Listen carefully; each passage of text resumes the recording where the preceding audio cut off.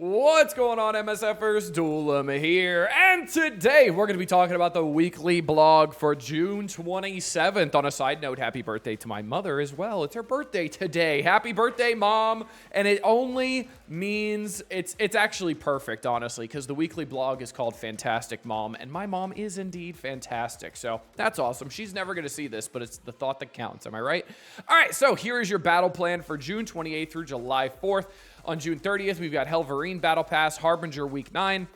We got the Hood Rises, 25 Hood Shards. Awesome. New Twitch drops. Amazing. We love that those are staying. On July 2nd, we've got Invisible Woman to the MCU, or Invisible Woman MCU becomes available. Fantastic Finding Showcase, Independence Day Global Milestone. We got a new Danger Room coming. We've got farmability for Starjammers as well. We got Lalandra going to Villains Hard 7. Howard the Duck to Battle World Store. Which, isn't he there already? Which is a little odd. I'm pretty sure he's been there. I'm pretty sure he's still there because I've maxed him already, and I'm 99% sure he's already there, so I don't get that one. And then Havoc to Spotlight Raid Orb replacing Patriot. Amazing. And then Hank Pym's going to the Blitz Orb as well. Nothing wrong with that. All right, cool. Character shards in events. We've got Quasar. 510 total shards in month 3, which is amazing. A little bit of a catch-up mechanic if people started partway through the chapter here. So this is great. A little bit of a catch-up mechanic. This will get you a 6-star just in month 3, and I think this is awesome. I think this is a great way to not punish people for not being around for all 3 months, maybe just start in the game, whatever it might be. This is awesome. We also have 25 shards in the Hood Rises, which we'll go over. So we're going to be getting 7-star Quasar this month. Amazing. Harbinger Finale. Week 1 source. Secure gear for key roster upgrades with Harbinger's Week 9 objectives. So start date June 30th. We got spend campaign energy as a daily objective. Weekly objectives are play Crucible battles and earn Patriot shields from Danger Room. Sounds pretty easy, and rewards bio gear and intel. I hope they're going to start putting gear 20 in these because... man, we really need another place to get gear 20 outside of just the Intel store, because that's really the only place you get it from, other than your like 1 orb a day from the raids and those auction events. So hopefully that does change it. There's also a premium objectives, which is blitzing with Invisible Woman, and premium rewards, accursed diamond orbs, obviously. Awesome. Now, the Hood Rises. This is going to be like the Victoria Hand event we've got going on, or is it Songbird event we got going on, where it's the 25 shards every single week with your alliance. A little bit odd here, though. Collect unstable cells from arena rewards. So I'm wondering if this is going to be like based on arena placement, which is really weird because some people are an arena shard like me, where it's just super casual. Everybody's kind of chilling in their positions. The top 10 super easy to get. And then I know some alliance mates who are in a shard that's like ridiculously hard to get anywhere near the top 25 because they have a bunch of big spenders, like 20 Professor X's in their shard, whatever it is. I have 2 or 3. So interesting there. But you also battle and raids with the Vigilante team at 5, 6, and 7 yellow stars. Cool. Fine. And then it rewards the Hood character shards, Accursed Diamond Orb Fragments, and Arbory 20 Orb Fragments, which have been the baseline rewards, so they're not increasing the amount of G20 we're getting at all. We've got the Liberty Rising Global Milestone. Create fireworks as a community of commanders with this global milestone, and this is going to be for playing Danger Room, and we do have, we're going to be talking about the new Danger Room that starts on the 4th of July, which is perfect because 4th of July is on a Friday this year, which is amazing. Rolls right into the weekend. I'm super excited. We've got Invisible Woman MCU, and there's a new mechanic for her as well. So Orb Echoes. Earn bonus shards for Invisible Woman MCU. Introducing Orb Echoes. Starting with Invisible Woman MCU, you can now earn bonus shards for new characters by opening their Path 2 orbs, which is interesting because it seems like they phased out the Path 2 orbs for free to play.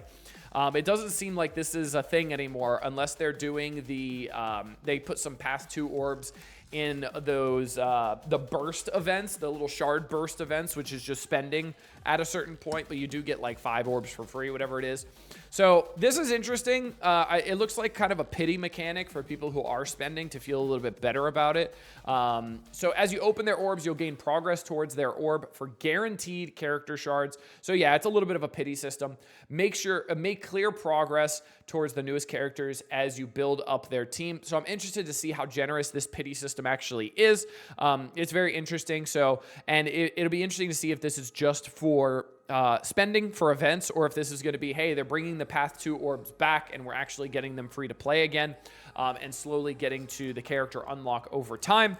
Or not, because right now there's been no accessibility for the hood until now, and it's 25 shards a week, so we still need to wait technically 4 weeks to unlock him if you didn't core him. A little bit odd there, little odd. So interesting new mechanic. Hopefully it works out well. New feature begins with Invisible Woman MCU, so make sure to take advantage of it during her launch and keep your eye open for more core orbs, for more orb echoes to come. So with this, I know a lot of people are going to be asking me as well. I don't think I'm going to be coring Invisible Woman. I do think I'm going to be coring the other 2, though, because I do want this team up and running and ready to go for Arena as soon as possible. So I think I'm going to do the same thing I did for Accursed, where I'm coring the 2nd and the 3rd release character. And then by that time, usually the 1st release character is released free to play, just like it was now. Satana was unlocked on the 23rd. I got her unlocked, and then Helverine was free to play, accessible this week, so I was able to get the full team up and running day 1. So that's what I'm going to do, and if I need to, and if they delay the Invisible Woman free to play event for whatever reason, I'll end up coring her towards the end. So I am definitely going to core this team to make sure I'm staying in the top in Arena to keep that power core influx going and make sure I can stay in the top 10. Fantastic Finding Showcase and challenges. Strike fights against Annihilus forces from the negative zone heats up with the next series of exciting showcase missions. We're calling on commanders 25+ to join Fantastic Four MCU on this mission. Promises key rewards for powering up your rosters. So it's the normal showcase missions. Nothing too crazy here. It's the Stargate normal stuff for extra rewards. We've got the test drive and then 3-star. There's no 4-star as well for a challenge tier. It's just 3, 5, 6, and 7. There's no 4-star, which is odd. And then you'll get gold training materials, shop credits, crimson gear, and silver and shards for Silver Surfer and the Legacy Fantastic Four team and more. Okay, fine. Nothing wrong with that. Older players can get some stuff, and it looks like they are going to be doing that tower again as well. So very interesting. It does look like they are going to keep up with that tower. What I am hoping, like I talked about in my video, if you haven't seen that one, I talked about the tower and how it can be better. I hope they make it a little bit better and a little bit more fun, maybe a little bit more difficult as well towards the last node, so we can actually see what the team is capable of. That would be great, and see how good they are in war, Crucible, different game modes, that kind of stuff, because I really would enjoy that. Now, we've got Danger Room X-Men. That's right. They talked about this in a Strike Spot video in a stream, I believe, when they were streaming the new Danger Room that's running currently. So Strike's state-of-the-art training facility is booting back up for another round of battle education. Professor X wants to give a special lesson this time around. So X-Men characters will be the characters stepping through the doors. However, Professor X will not be eligible. Hell yes. And because Professor X himself will be giving an up-close and personal lesson to any and all X-Men who make it to the final boss, this is awesome. This is a great way for lore-accurate reason why you cannot use Professor X in the Danger Room, because he is the final boss. Scopely, 10 out of 10. This is amazing. This is so cool. So it's not just like, hey, you can't use him, screw you. It's like, no, you can't use him because he's the final boss. That's awesome. This is the way you do things. This is amazing. And this is going to be a very quick Danger Room. It only lasts from the 4th of July to July 7th. So you got 3 days to hit a high score and grab your special frames before the Danger Room closes. So make sure you are doing it. I'm sure there's going to be some juicy rewards in there as well. I could not be more excited for this. There's going to be so much theory crafting with a bunch of rental characters. Now, what I do hope as well, and I'm going to give them feedback, I hope the amount of rental tokens they give is like tripled or quadrupled, because we're going to be using so many characters that we do not have built up, and we're going to need a lot of extra rental tokens for this. So like Astonishing X-Men, which is nowhere near the top of our roster, will definitely need a bunch of rental tokens. So I really hope they end up giving us a lot of rental tokens, and I'm going to be giving that feedback as well, because we're definitely going to need it. Now, even more information. This blog is massive. We've got Cosmic Crucible, Ultimate 32, as well as Season 16. So Ultimate 32 is coming back. A thrilling tournament that'll put your Crucible skills to the test.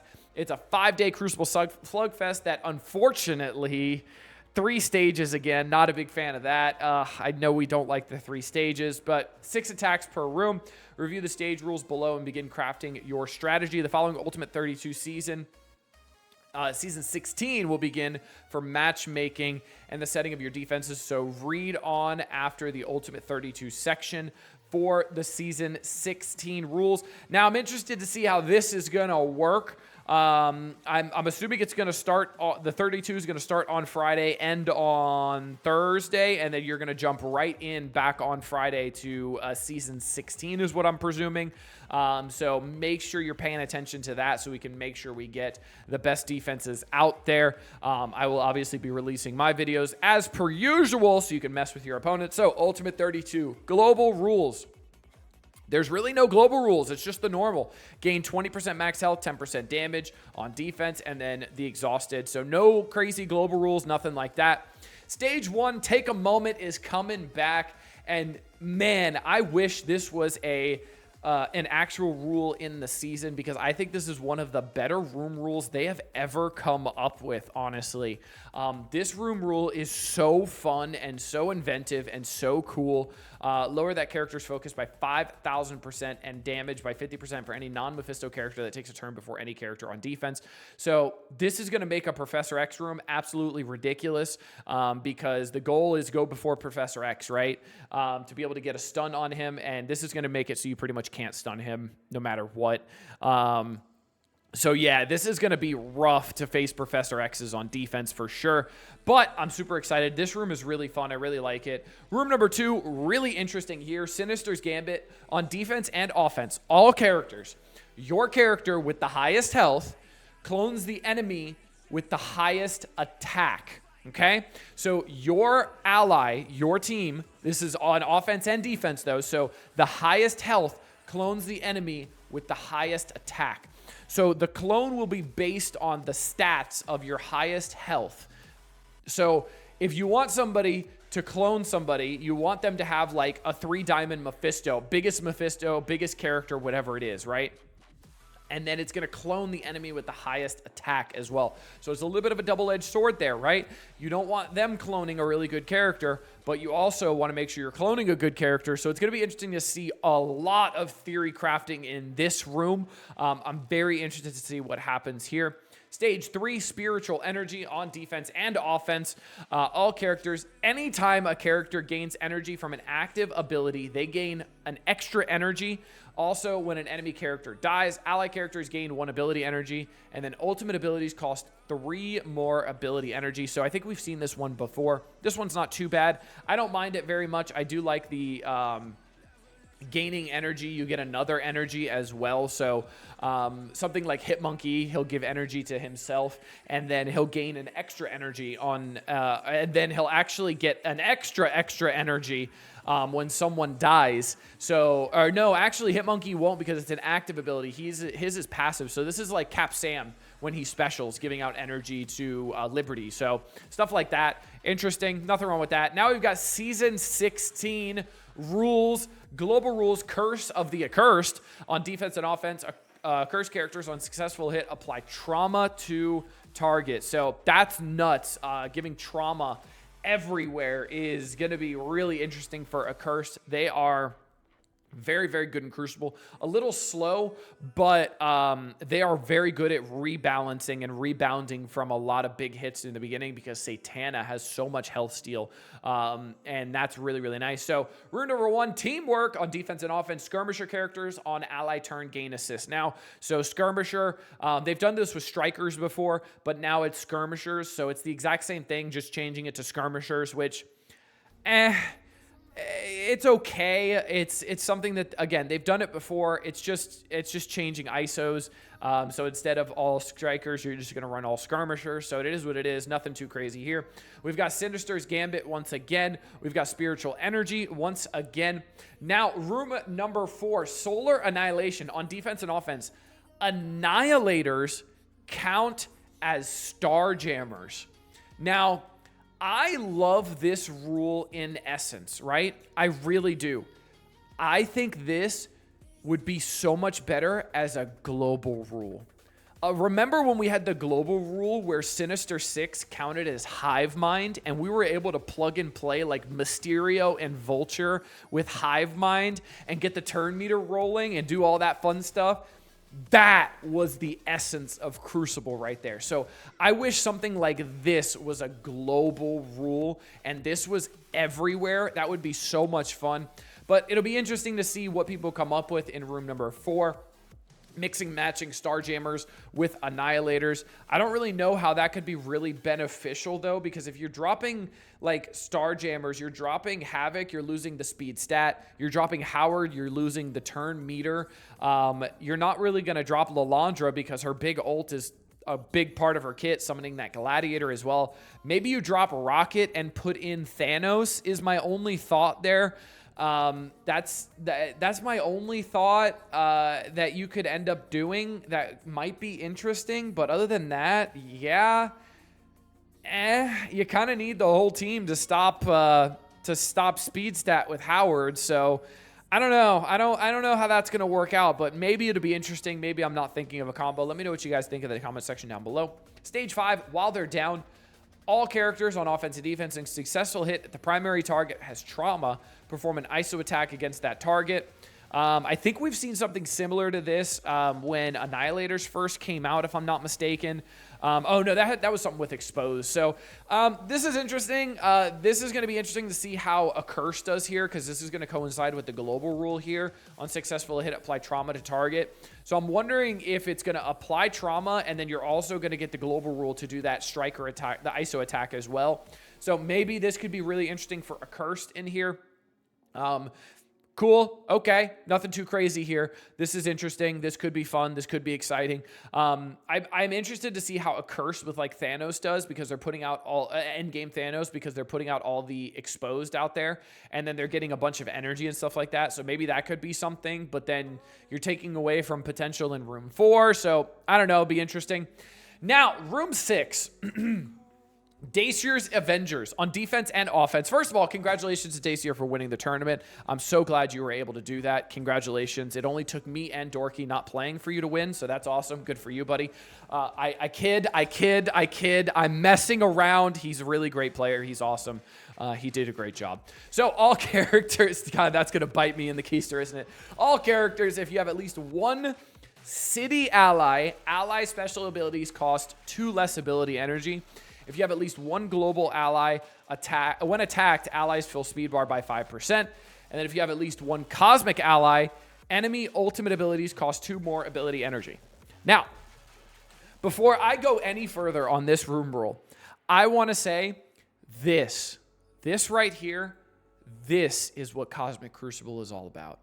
This is probably the best room rule that we will ever have and have ever had in the past. And the sad part is, it wasn't even made by Scopely, it was made by a player. If we could have like 2 room rules that are something like this, where it focuses around the domain of characters like city, global, cosmic, whatever it might be, right? Or we have it around their classes, where they're protectors, supports, whatever it is. If we could have 2 room rules a season that go around something like this, where this is ultimate levels of plug and play ability, this would make Crucible so much better. And this would change the landscape of Crucible, because this is going to be probably the most interesting room we have ever had with plug and play ability, and the amount of changing and just amount of theory crafting we're going to be able to do here. So absolutely insane. 1 city ally, 2 less ability energy. Cool. Global ally, 5% speed bar. So we're going to need something to stop turn meter potentially here. And this is when attacked as well, so potentially giving a lot of turn meter. And then ultimate abilities cost 2 more ability energy for your team if you have against. So this is going to be really, really interesting. So much thinking is going to be going into this room. Absolutely amazing. 10 out of 10 days here. I'm happy for you. All right, Twitch drops. We've got 100 thing shards, 7 red thing, 20,000 intel, as well as 2 million gold. Make sure you're checking out your favorite streamer, because this is the way to get some free goodies. And then we've got the Friday free claim. Fascinating. It's 5 Hyperion shards. I don't know why. The Thunderbolts have been out for a while now, but hey, oh well, it is what it is. Hyperion shards, free goodies is still free goodies.